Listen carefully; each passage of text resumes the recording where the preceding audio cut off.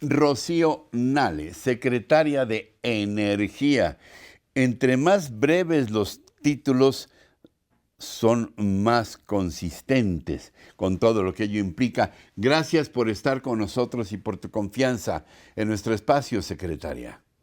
Al contrario, gracias a ti, a ustedes por estar en este importante espacio y que nos den la oportunidad de comunicarnos con ustedes y con toda la población. Y a la Eh, orden. Secretaria, ¿cómo te fue en tu comparecencia? ¿Cómo sintetizarías tu comparecencia en el Senado de la República y cuál podría ser, en tus propias expresiones, el eje rector de la propuesta en materia de reforma eléctrica del presidente López Obrador? Bueno, yo creo que nos fue bien, tanto a mí como expositora, como a los propios senadores, porque fue un diálogo circulante. Tuvimos que exponer el análisis del tercer informe en materia de energía del presidente López Obrador y los senadores, pues con sus dudas, sus preguntas, fueron bastante preguntas muy interesantes todas, y aclarar, cruzar comentarios. Entonces creo que nos fue bastante bien, bastante bien. Hablaste en esta comparecencia del diseño de una política que lleve a un adecuado balance energético. ¿A qué te refieres? Qué bueno que lo preguntas. Mira, el balance energético en el país es cuánto producimos, cuánto consumimos y cuánta reserva tenemos. ¿En qué? En combustibles, en electricidad, en gas. Esos energéticos son la columna principal, uno de los ejes importantísimos para la economía nacional, pero también para la economía familiar. Y ahí se diseña con política pública, una política pública del gobierno. Cuando nosotros llegamos, había un gran desbalance energético. ¿A qué me refiero? Se habían dado un exceso de permisos, por ejemplo, en electricidad, que nosotros en la línea de transmisión demandamos 50,000 megawatts. Sin embargo, la Comisión Reguladora de Energía ha emitido permisos por 132,000 megawatts, o sea, un desbalance. En combustibles había más de 1,000 permisos de importación de gasolina. Por eso es que nuestras refinerías las tenían olvidadas, porque hubo una política en que se dedicó a que traigan la gasolina de fuera, denle permiso a todo mundo o a quien solicite, y la visión de nosotros es otra. La visión es, vamos a procesar nuestro petróleo, vamos a producir nuestra gasolina, vamos a darle un valor agregado y sobre todo, pues vamos a abastecer el mercado interno, porque eso va vinculado también con la seguridad energética. Entonces, cuando nosotros llegamos había un desbalance terrible de que no estamos produciendo las gasolinas mínimo para el mínimo consumo del país. De ahí que se determina construir una nueva refinería también. Eso es toral, lo que estás Sí. mencionando. Te me estabas adelantando. En toda esta estrategia, ¿cuál es el papel de construir una nueva refinería en Dos Bocas, pese a todos los cuestionamientos que hay en el sentido de que se está incrementando el costo inicial previsto de la propia refinería? ¿Vale todavía la pena la construcción de Dos Bocas? Hoy más que nunca, fíjate, desgraciadamente la pandemia nos dio la razón.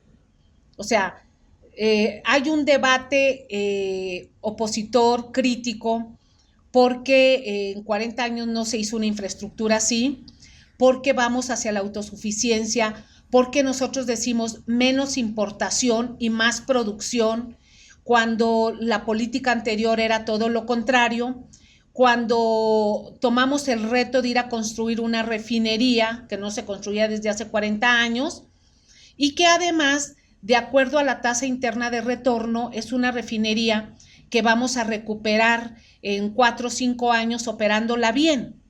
Es una tasa de interna de retorno bastante rápida, bastante bien. Pero sobre todo, hoy el mundo después de pandemia, pues la movilidad se aceleró en todo el mundo. Estamos viendo que si la inflación en todo el mundo es alta, es por esta salida de la economía, esta movilidad. Y en la movilidad, pues los combustibles es un factor primordial, principal.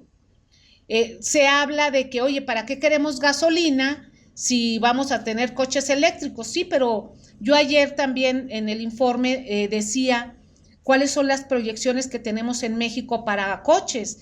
En México tenemos 50 millones de vehículos que todos los días consumen gasolina y solamente 26,000 vehículos eléctricos. Tenemos proyecciones que ya se hicieron aquí en la Secretaría de Energía y yéndonos a una proyección alta, en el 2034 queremos tener, ojalá que tengamos más, pero la proyección más alta es tener 4 millones de vehículos eléctricos. De acuerdo a la Agencia Internacional de Energía y a la propia OPEP, vamos a requerir la humanidad combustibles fósiles, gasolina, mínimo hasta el 2050. Entonces, pues por supuesto que en este momento una infraestructura nueva nos va a dar estabilidad, seguridad energética y lo vamos a ver. Y sobre los precios, el precio de la refinería, mira, lo bueno es que empezamos a construirla rápido. Nosotros ya tenemos todos los equipos críticos de acero, tenemos los 90 tanques, ya todo el acero está en sitio y lo hicimos antes de la pandemia, compramos el acero antes. Hoy el acero subió 400%. Entonces, si hoy quisiéramos hacer esta refinería, yo ayer decía que nos iba a costar el doble, nos estaría costando 15,000, 16,000 millones. Sin embargo, nosotros hemos mantenido el costo de la refinería que nos autorizó el Consejo de Administración de Pemex, que son 8,915 millones de dólares, más menos 10%. Los proyectos siempre se van, incluso a veces más menos 35%. Nosotros fue más menos 10%. Cuando hay índice inflacionario, cuando son precios de transporte, etcétera. Entonces, pues la refinería está dentro del rango, con un alcance bastante bueno, porque vamos a hacer, va a generar su electricidad, va a ser autónoma. Se están construyendo un ducto de gas que va de Cactus, Chiapas a Dos Bocas, son 62 kilómetros. Se está haciendo un acueducto de 28 kilómetros del río González hacia Dos Bocas para tener agua de calidad. Esos fueron alcances que se metieron posterior, que por eso de 8,000 se fue a 8,915, más menos 10%. Pero la verdad está muy bien, es una gran obra. Adentro de la refinería traemos 30,000 personas trabajando. Se han generado más de 130,000 empleos directos e indirectos en México. La proveeduría en México en todo este tiempo de pandemia fue un factor importantísimo esta obra. Todo el cemento mexicano de las 4 marcas más grandes están ahí trabajando en Dos Bocas. Todo el acero se licitó aquí en México. El acero del norte, ahora sí, Monterrey, Saltillo, surtieron todo el acero, que son casi 280,000 toneladas de acero que se llevaron a Dos Bocas. La mano de obra de todo el país está ahí. Entonces es una obra muy importante. Secretaria, 2 preguntas finales. El hecho de que ahora se anuncie por parte de la Secretaría de Hacienda de una nueva inyección de 3,500 millones de dólares para Pemex, el hecho de que prácticamente en el gobierno no se hable más que de Dos Bocas y que no percibamos que se habla de la proyección de energías sustentables como en el resto del mundo, la eólica, la solar, etcétera. ¿Quiere decir que México se está olvidando de esas posibilidades para el futuro? No, al contrario.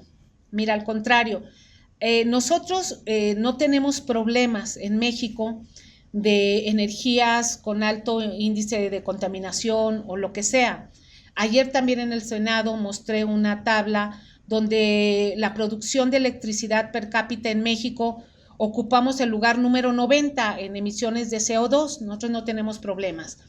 Al contrario, ¿qué estamos haciendo en materia de sustentabilidad y de renovables?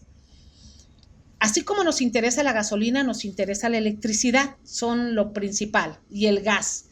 Bueno, la electricidad, teníamos rezagados toda la infraestructura maravillosa de las hidroeléctricas, que es energía limpia, constante y barata.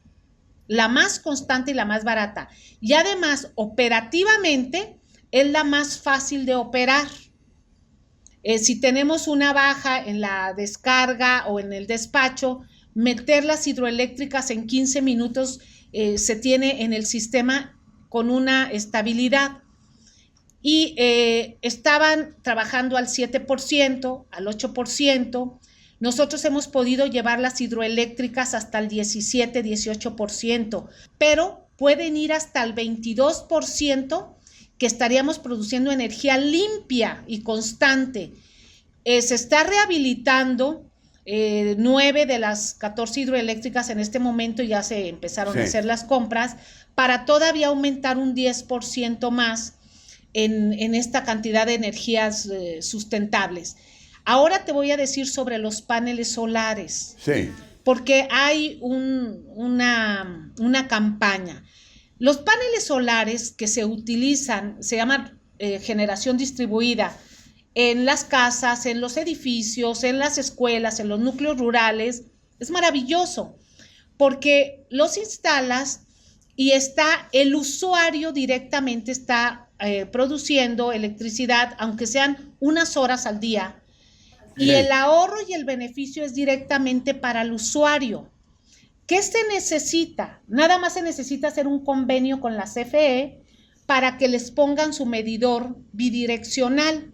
No se necesita permiso de la CRE, no se necesita ninguna política pública, no se necesita absolutamente nada. Cuando es el beneficio directo, pero cuando son grandes campos solares para una empresa X que quiere comercializar esa energía para vendérsela a la CFE, en este periodo intermitente. Una reventa, dirías. Así es que ese es el debate. El debate son estas empresas que quieren hacer los grandes campos solares o los grandes campos eólicos, que son intermitentes, que se la venden a la CFE y que nos cuestan mucho. Entonces, ahí sí hemos tenido que poner unos límites, porque la CFE dijo, yo ya no puedo más con este tipo de suministro o de negocio, más bien dicho, de negocio. Eso es lo que está en el fondo. Claro que estamos a favor de la sustentabilidad, claro que estamos a favor de las energías limpias, pero con planeación y con un buen programa. ¿Algo más que quieras puntualizar, secretaria, que no te haya preguntado? Sí, bueno, sobre la reforma eléctrica que presentamos, decirles que todo lo que se está haciendo es porque nos conviene a los mexicanos, porque fortalecer a nuestras empresas del Estado no nada más es una ideología, sino que nos da seguridad energética y seguridad nacional, que a través de eso el Estado, el gobierno que esté en turno puede ajustar, controlar, administrar las tarifas para que sean justas para todos los mexicanos. Se lo dejas a libre mercado y el gobierno y el Estado no va a poder tener participación, y hoy en día hay casos en Europa y en otros países que la están pasando verdaderamente mal. Rocío Nale, secretaria de Energía, como siempre y públicamente reconozco tu apertura para nuestros espacios. Te lo aprecio mucho, y estamos también por iniciativa tuya, cuando lo decidas, con este espacio siempre abierto. Gracias, secretaria. Gracias a ti, Ricardo. Un abrazo y un gusto saludarte.